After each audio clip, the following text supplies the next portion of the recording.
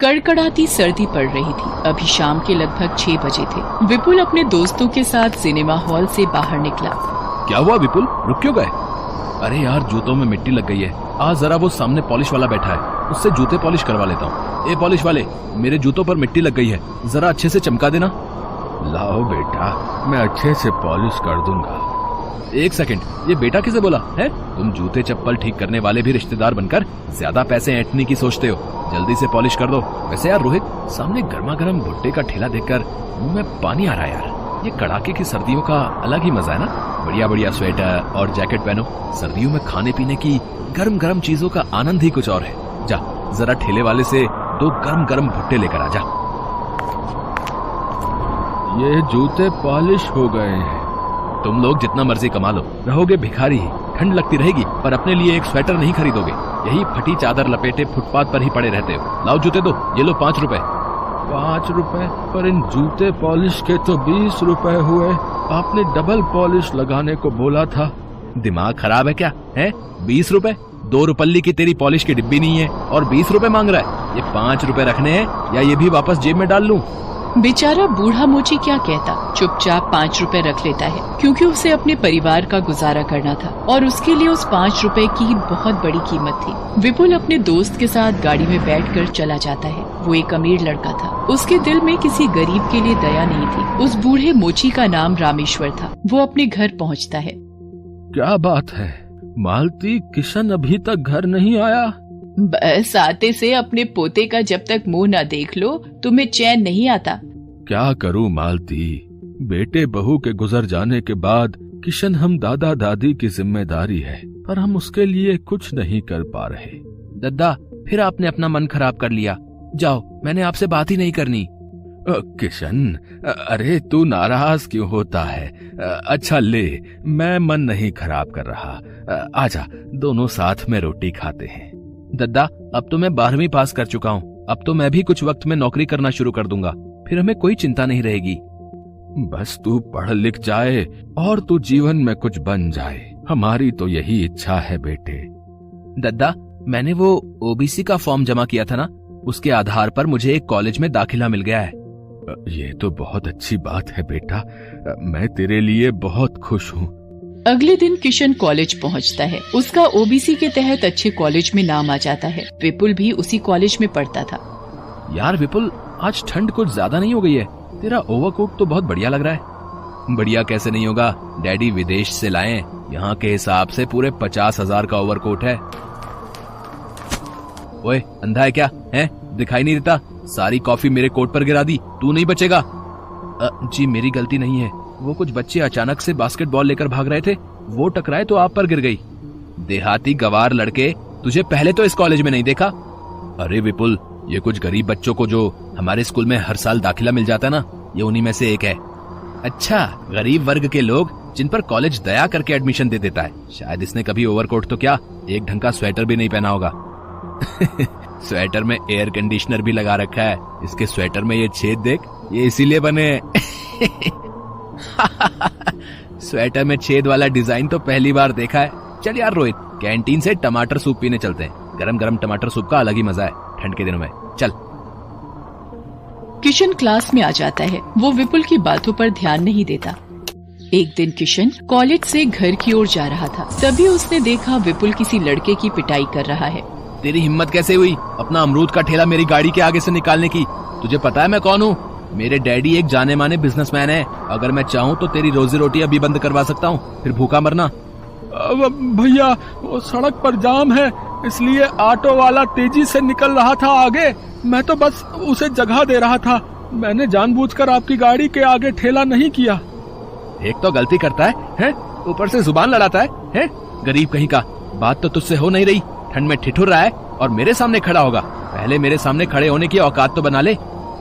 विपुल, इसे छोड़ दो, इसकी तरफ से मैं तुमसे माफी मांगता हूँ। बेचारा मजदूर है, इसे चोट लग जाएगी। ले, आ गया एक और गरीब, दूसरे गरीब की हिमायत के लिए। चल रोहित, किसी कॉफी शॉप में चलते हैं, वहाँ गर्मा गर्म कॉफी पियेंगे। सारा मूड खराब कर दिया। तो मेरा अमरूद का ठेला गिरा गया। किसी से उधार पर अमरूद खरीद के लाया था, कैसे भरपाई करूंगा कुछ समझ में नहीं आ रहा। ये तो सारे अमरूद खराब हो गए। आज 1 रुपए की भी कमाई नहीं हुई, मैं क्या करूँगा।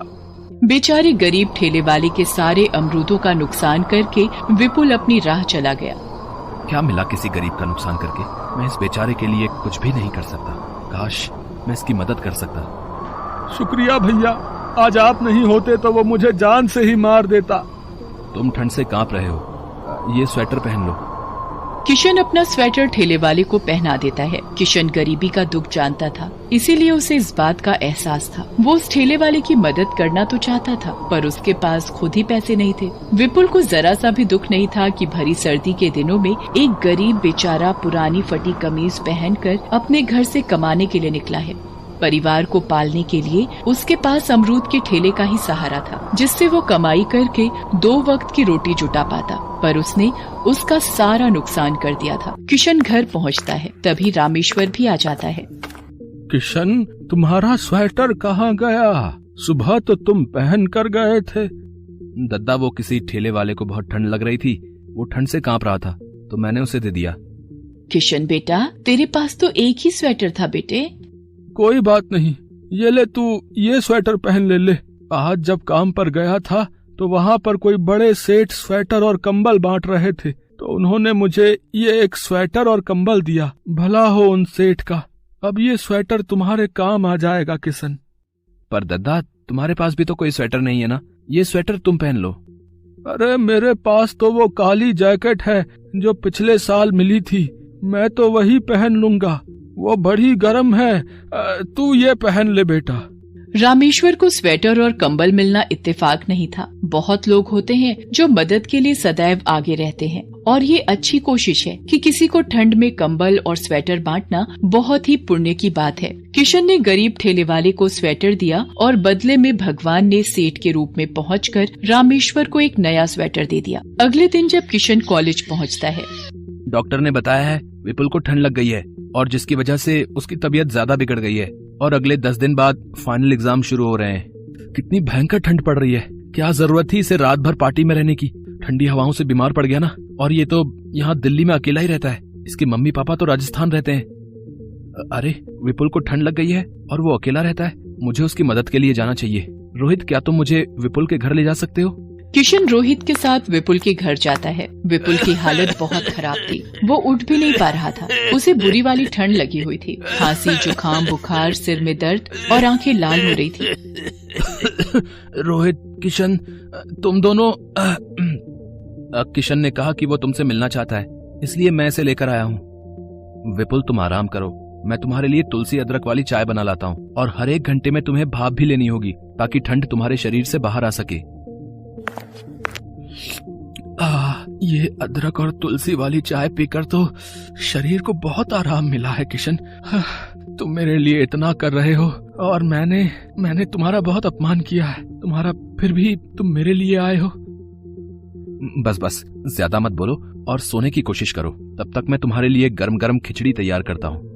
किशन का इतना प्रेम भरा बर्ताव देखकर विपुल सच में बहुत शर्मिंदा था। जिस किशन का वो अपमान कर रहा था, आज वही किशन उसकी पूरे दिल से सेवा कर रहा था। अगले दिन तक विपुल की तबीयत में बहुत सुधार आ जाता है। उसके मम्मी डैडी भी उससे मिलने आते हैं।